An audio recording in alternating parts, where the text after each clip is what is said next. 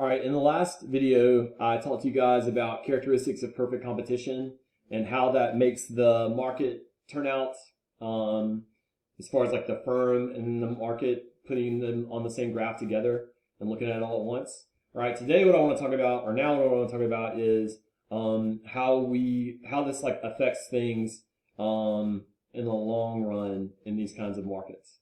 Okay, so let's talk about it. All right. So the first scenario I want to talk about is if firms are having to leave the market. So in other words, if firms are taking losses in the long run, right? If their total revenue is less than their total cost, or if total revenue or average revenue is less than average total cost, or price is less than ATC, right? If that happens in the long run, firms are going to have to exit. They're going to leave. They're going to exit this market and go do something else, okay? Or the business is going to close forever.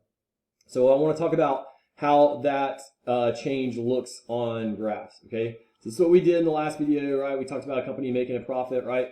Now I want to talk about a company taking a loss and the adjustments that happen in the market and for the firm when that happens, okay? So let's suppose we have a market, right? And we have one firm in that market, okay? So the market price and quantity is going to be QM and PM based on supply and demand. And then we have this firm in the market, okay? They're going to get their price from the market, right? Marginal revenue, demand, average revenue, and price. They all equal each other. Okay, this firm is going to produce where MR equals MC. So they're going to produce right here at QF, quantity for the firm, and PF, price for the firm. Okay, and we're saying they're taking a loss. So what that means is that ATC needs to be above price.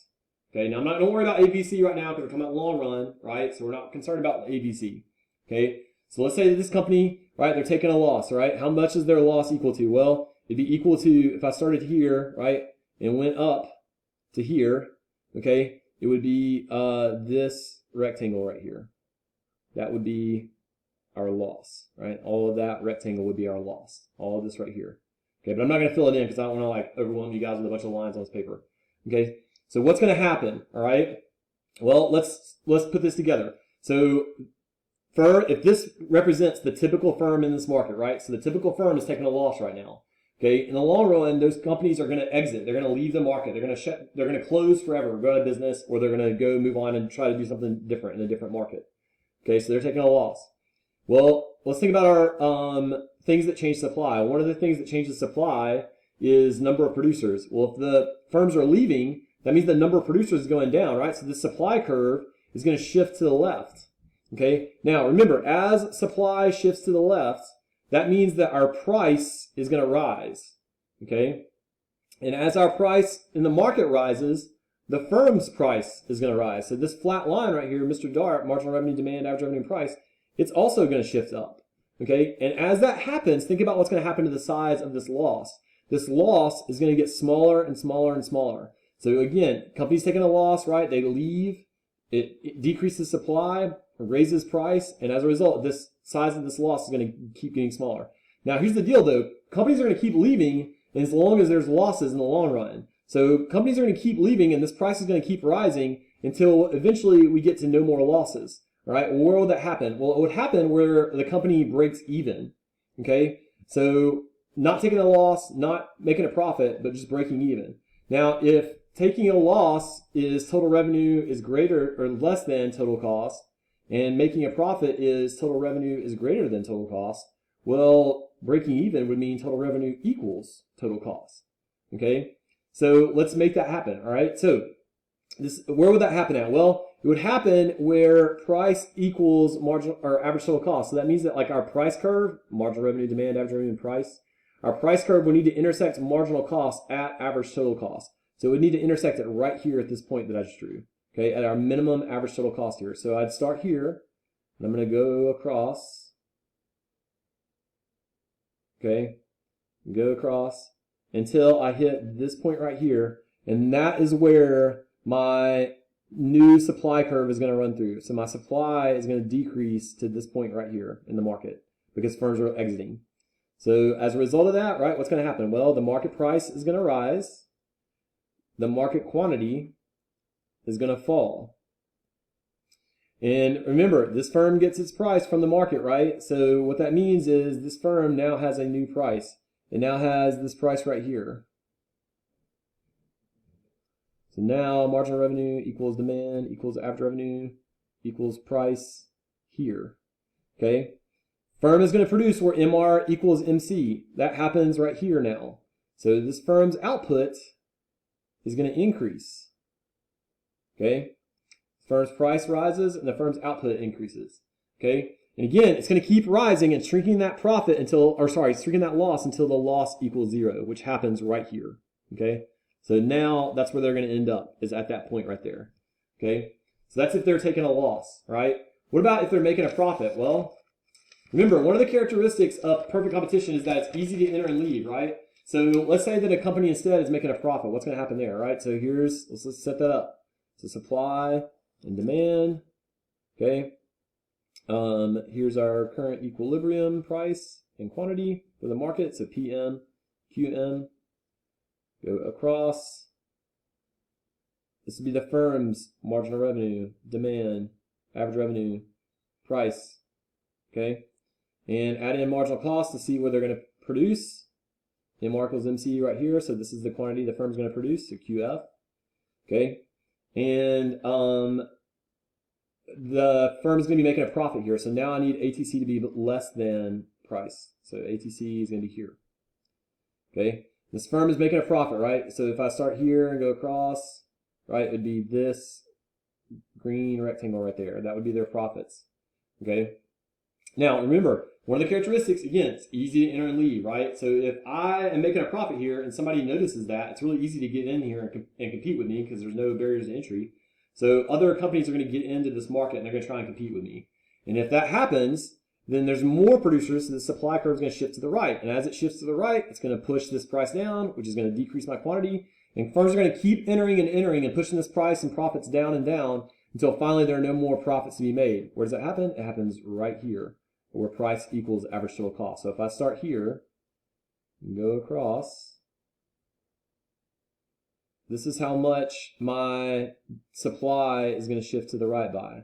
So supply would shift to the right by that much. The market price is going to go down. The market quantity is going to rise. So that's what's going on in the market. Market price goes down, so that means the firm's price goes down as well. So that means that now this firm's marginal revenue, demand, average revenue, and price curve, okay, it's going to decrease, so that goes down. The firm's quantity is also going to go down because now MR equals MC here, okay? So the firm's quantity goes down. And are any more companies going to enter here? No, they're not going to enter here, right? Because price equals ATC. There's no more profits to be gained by entering into this market. Now, things I want you to notice, okay? Look, the market quantity, this is higher, right? But the firm's quantity is lower. So how is it possible that the market, we have more of this good overall, yet each firm is producing less? How is that possible? Okay. It's possible because there are more firms in the industry now, more firms entered. Okay, the opposite is true on this one that I just drew you, right? On the one I just drew you, okay, here when they were taking a loss, right? The market quantity decreased, but the firm's quantity increased for the opposite reason, right? There are fewer firms producing this product now. So we have less overall in the market, even though each firm is producing more of the good. Now here's what I want you to notice. We ended up here with a firm making no profits, or making no losses. We ended up here with a firm making no profits. So what has happened every time? Every time we've ended up in a situation where at the end, the firm isn't making a profit or taking a loss. There's a name for that situation. That is called long run equilibrium. And it's called long run equilibrium because in a perfectly competitive market, that's what it always pushes us toward. It pushes us toward long run equilibrium with no economic profit made for the firm. So it always pushes us to this situation right here. This is where we should always end up in the long run in this kind of a market. We end up with no profit. So that means that we're always going to end up producing where marginal revenue equals marginal cost equals minimum average total cost, right? Marginal revenue, marginal cost, minimum average total cost. All three of those occur at this point right here, at that equilibrium point. This right here, this graph, this is long run equilibrium. Okay? You need to be able to explain that. You need to be able to show that. Okay? Long run equilibrium. Right? Now, some things as far as efficiency goes I want to talk about with this. Okay? Things I want you to notice here. Right? We've talked about allocative efficiency, and we've talked about productive efficiency. Okay? Allocative efficiency means making the right stuff, right? Making the stuff that society wants the most. Productive means making it the right way, making it the lowest cost. Okay? Well, I want you to notice this about this firm over here. Okay? There's an equation for allocative efficiency. We are allocatively efficient whenever price equals marginal cost. There's a one for productive efficiency. We're allocatively efficient whenever price equals minimum average total cost. So look, for this firm at QF, does price equal marginal cost here? Price equals marginal cost. So yes, it is allocatively efficient. Okay. Now look, productive efficiency. At QF, does price equal minimum average total cost? At QF, price equals minimum average total cost. So it also does that. So here's what you need to make sure you understand, okay? In a perfectly competitive market, we are both allocatively and productively efficient. You get both of those, okay? In a perfectly competitive market, all right? Okay, so that's how we get to long run equilibrium, okay? Let's talk a little bit more about a couple of things here. This is if we were profitable, right? I just told you that and showed you that on the graph. Okay, so I want you to look at this graph that's on the slide here, okay? Notice, right, firms are going to enter into this market if the price is above average total cost, okay? Firms are going to exit this market if the price is below average total cost. So in the long run, right, these firms are going to produce somewhere above minimum ATC, because if it's below minimum ATC, they're not going to produce at all. So this segment of the marginal cost curve for this firm, that's the firm's long run supply curve, okay? The firm's long run supply curve, right, is here, all right? So we talked about the short run supply curve, we talked about the long run supply curve. We talked about the short run in the last unit. Okay, now we're talking about both, right? The short run supply curve is the marginal cost curve above AVC, because below AVC, if price goes below AVC, right, then the firm is going to shut down. But in the long run, we don't talk about shutting down. We just talk about entering or exiting.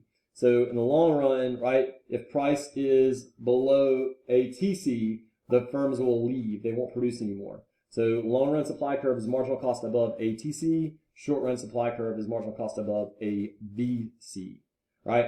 Next video, we're going to talk about like just some overall shifts and how all that stuff works out.